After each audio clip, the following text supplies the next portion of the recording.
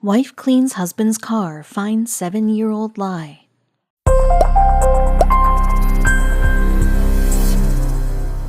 She flung the metal door upward, flinching slightly as it screeched. In the dimness of the storage unit, she could just make out the hulking object, swathed in white tarp. She pulled it off to reveal the car, all too aware that she wasn't meant to be there. First, she'd need to dust the car off, then she'd begin to clear it out. But when she popped the trunk open, she found all the evidence of her husband's double life.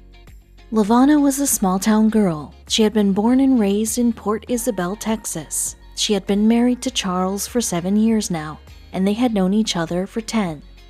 They didn't have a lot of money, but when baby Taylor came, there was no question that Lavona would quit her job to become a full-time mom. Charles never complained about supporting his family. After all, he'd done it before.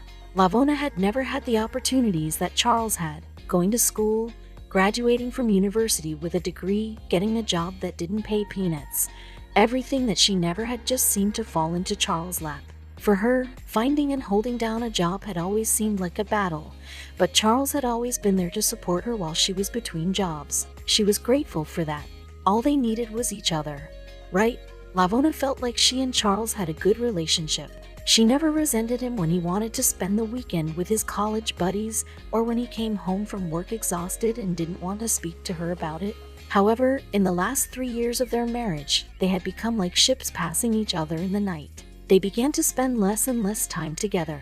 But when she became pregnant, she thought all that would change. And it did, for a while. Charles had always enjoyed his personal space, which was fine by Lavona. They didn't have to do everything together, so they were free to pursue their own interests. Charles sometimes spent the whole weekend away fishing, and Lavona spent her free time with her small group of close friends. But Lavona was about to find out that she knew less about what Charles was doing in his alone time than she thought. With the baby on the way, Lavona expected Charles to spend more time at home, helping her prepare for baby Taylor's arrival. 5 months into her pregnancy, she was having trouble painting the nursery and baby-proofing the house by herself. And Charles had been around more for the first few months. He had even helped her pick out the baby crib. But slowly, he seemed to be losing interest in going back to his old ways. He began arriving home later and later. Lavona had hoped that a baby would bring them closer, but getting pregnant had actually made things worse. Charles was spending less and less time with her. And when the big day arrived, she was all alone.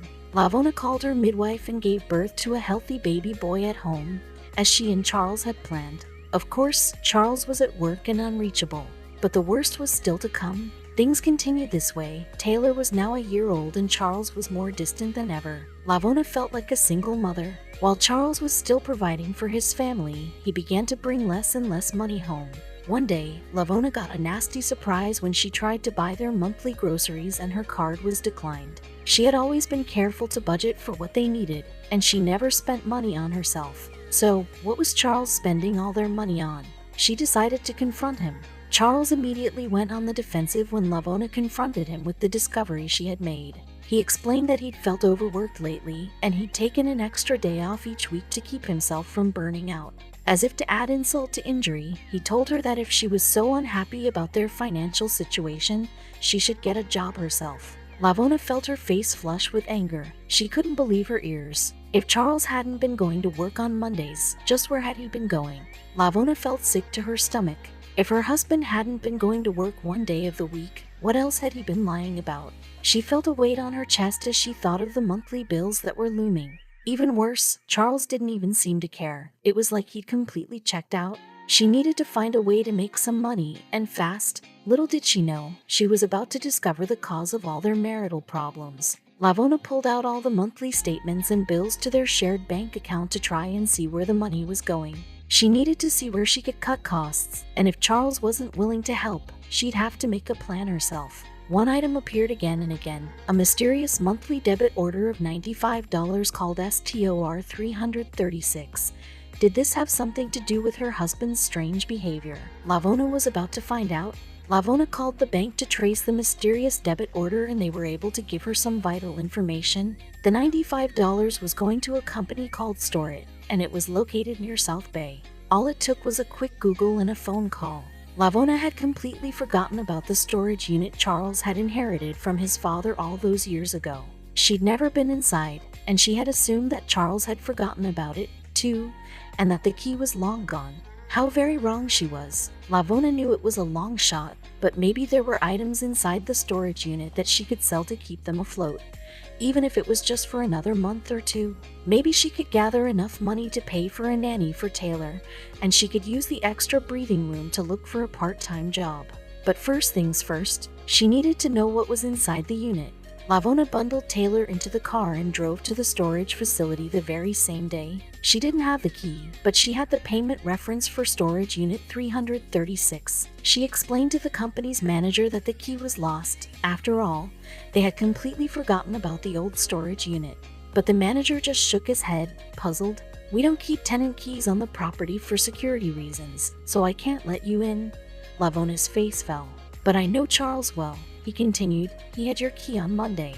"Wait, what?" Lavona stammered. Charles hadn't said a word to her about the storage unit. In fact, he hadn't brought it up since he inherited it. And that was 7 years ago. "If you need a copy, I can bring it to you tomorrow," the manager said, seemingly oblivious to Lavona's stricken face. Lavona resolved to pull herself together. She needed to get to the bottom of this. She put on her fakest, widest smile and replied, "Thank you, that would be great."